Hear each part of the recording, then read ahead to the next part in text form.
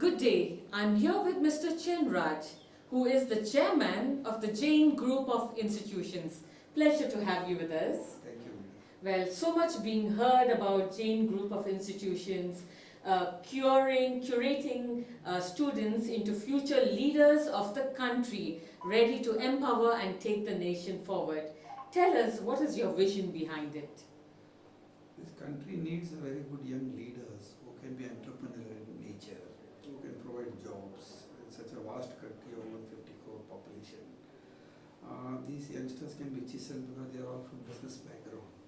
So any country, leadership in business ecosystem contributing to the nation's economy, GDP, that makes more healthy the country from all angles. So teach them good values, teach them leadership qualities, communication, and also trying to benefit the people who are at the bottom of the spectrum, bottom of the pyramid, where their level raises. And India grows in economic strength across the world because it's a global economy.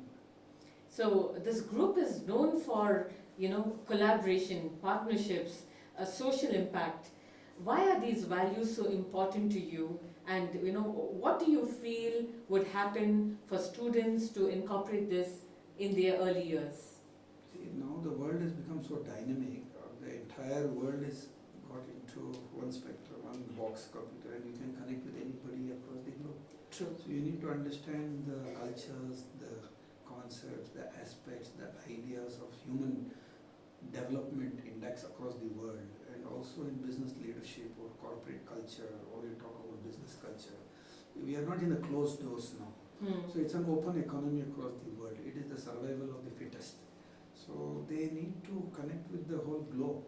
So you need to bring in that social impact, you need to create them social thinkers, and they need to be with the society. It is not only about business, or it's not only about leadership. They have to provide concepts, they have to provide ideas, they have to connect with the humanity at large and make the world a better place. So they need to get this kind of exposures, of global exposure, where they can analytically think and also experience as a life and make a better world, because we are talking about artificial intelligence.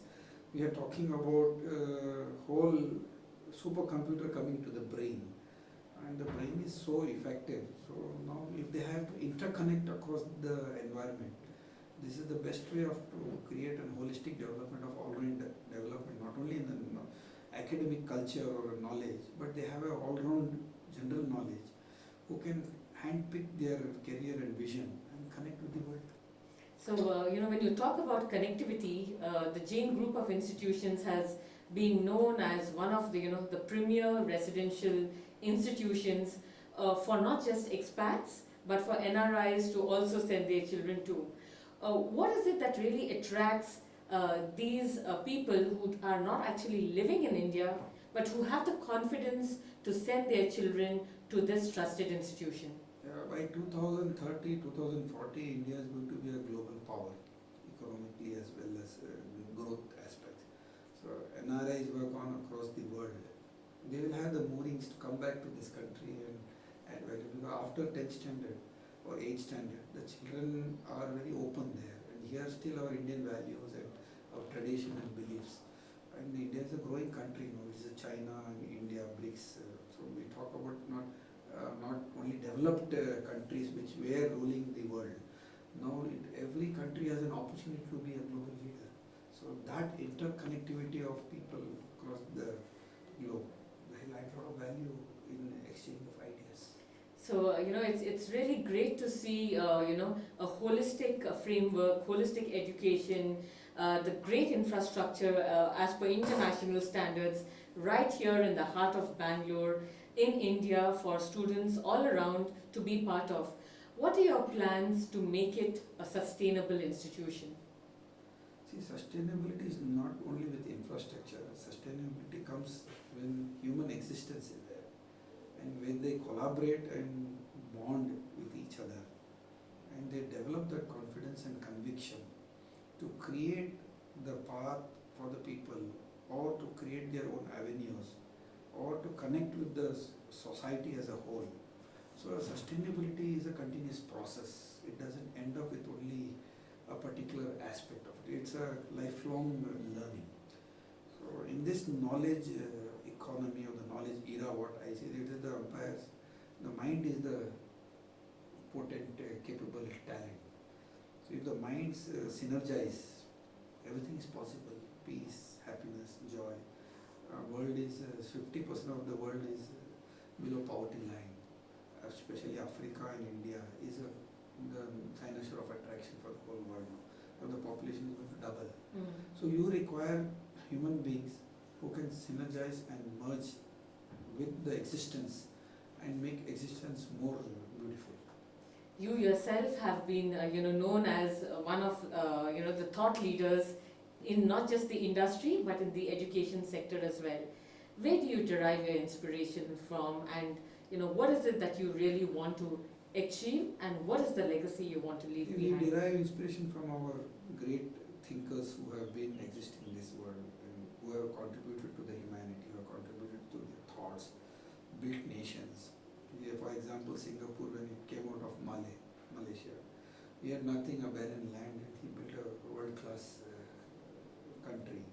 So you derive inspiration from the great Swami Vivekanandas and the spiritual leaders and the thinkers who have sacrificed for the world. So that gives you that energy that you also can do your bit in your lifetime. The life is so short. So can it be more meaningful, and can we create that ecosystem of harmony, blend of harmony and existence, human existence in a righteous outlook. We talk about a lot of good, bad and ugly, but then it is all objectively or subjectively how you look at it. But every human being has that potential divinity in him. So India has that great tradition of adding value, or maybe forgiving nature, or people have taught us tolerance, so non-violence. That culture which is so, I will say it is ancient culture. So this the country can bring in peace. The world is now longing for peace. Look at North Korea and USA, unrest everywhere, or you find people going below the level of trying to capture each other.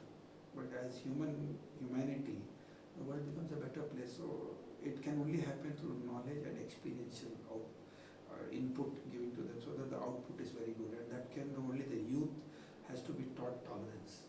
Japan has done that. After the Hiroshima bomb, Japan has sustained tolerance, and they have become a great nation in the world. So human potential, wherever it is there, the better planet and a better place to live in is always possibility, and we have to make an effort to see that the world becomes a better place. And a final question to you. You have been known to successfully launch, spearhead a lot of institutions under the Jain group of institutions. How have you managed to keep going, achieve greater success? What has been your challenges, and how have you have to be gone ahead? A catalyst. So you create the environment or the platform. There are people who are extremely talented, all our leaders. You would have met our leaders, Commander Ganesh.